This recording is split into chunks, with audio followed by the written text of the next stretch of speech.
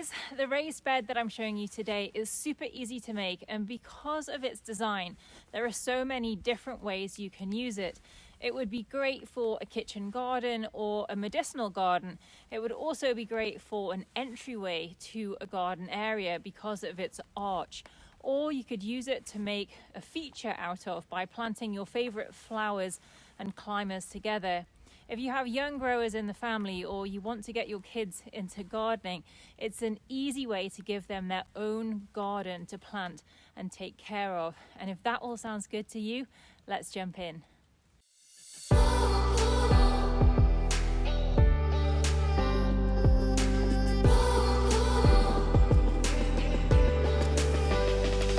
over the weekend, Caleb was milling some trees and we've got all of these offcuts, haven't we?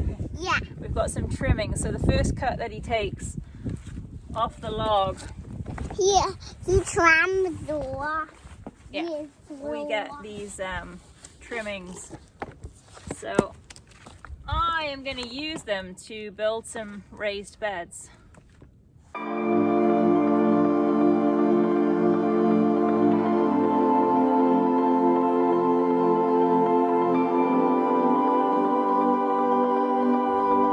All you're going to need to make this bed are a pile of log trimmings, which you can usually get for free from your local sawmill, some scrap pallets, a cattle or hog panel, which you're going to use to build your archway, and a box of screws. You can of course build this using new boards bought from the hardware store, but if you've been watching our channel for a while, you will know that our vibe is all about starting from the junk pile.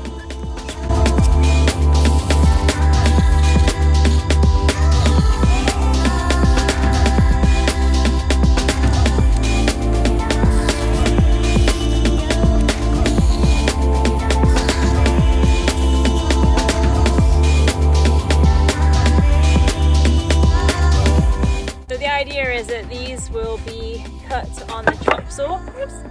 I'll cut them on the chop saw to 15 inches in length and then basically attach them all in a row to these tree trimmings here.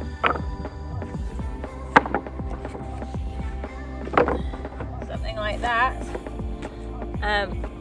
to the length of the pallet board.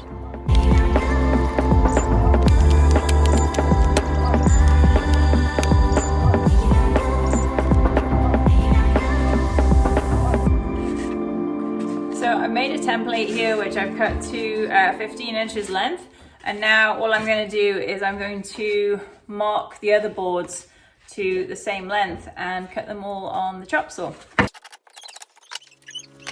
I'm more of a gardener than a DIYer, but the two skills do go hand in hand, and this last year, as I've been getting to grips with power tools, it has given me a lot of freedom to create the ideas I have without having to pull Caleb away from working on the house. Well, at least not all the time. If you're wanting to try your hand at building some garden structures, I'd recommend starting with a reciprocating saw, which is basically like having a hand saw, but it's super speedy, and a miter saw, which I'm using here, or also called a chop saw. And this is fantastic for doing lots of repetitive cuts. And then of course using a drill and a driver for assembling your beds or frames or whatever you are building.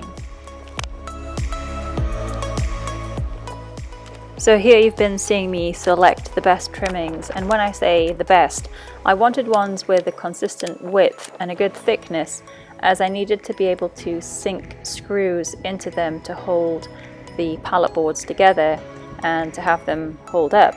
So if you're going to use trimmings, I would say just stay away from the ones that taper away towards the end, and also ones that are less than ½ an inch in thickness.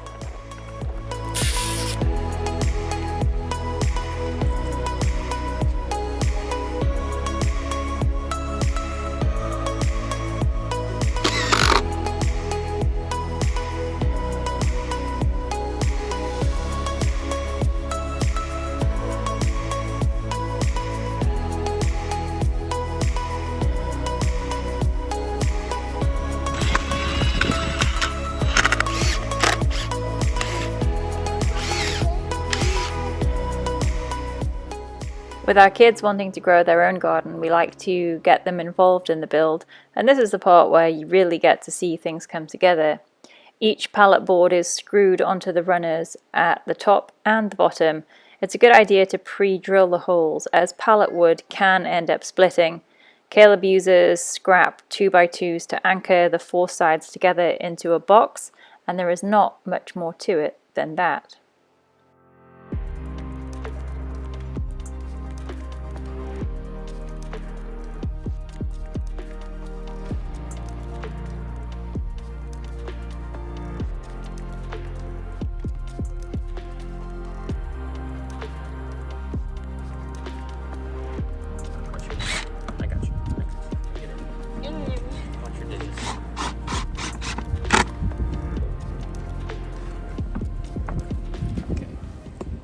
The size of these beds needed to accommodate the height of the cattle panel we were planning to use for the arch, so I built them 2.5 feet wide by 4 foot long.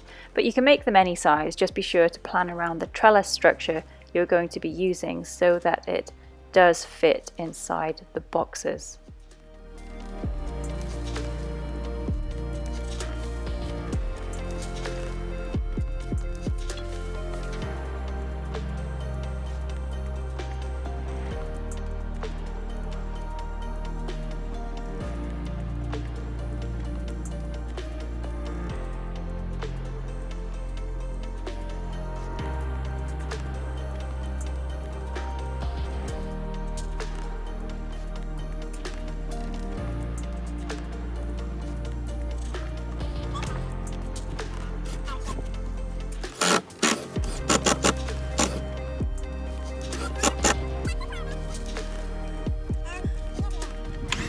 The final part of the build is backbending a cattle panel to create a nice archway between the two beds.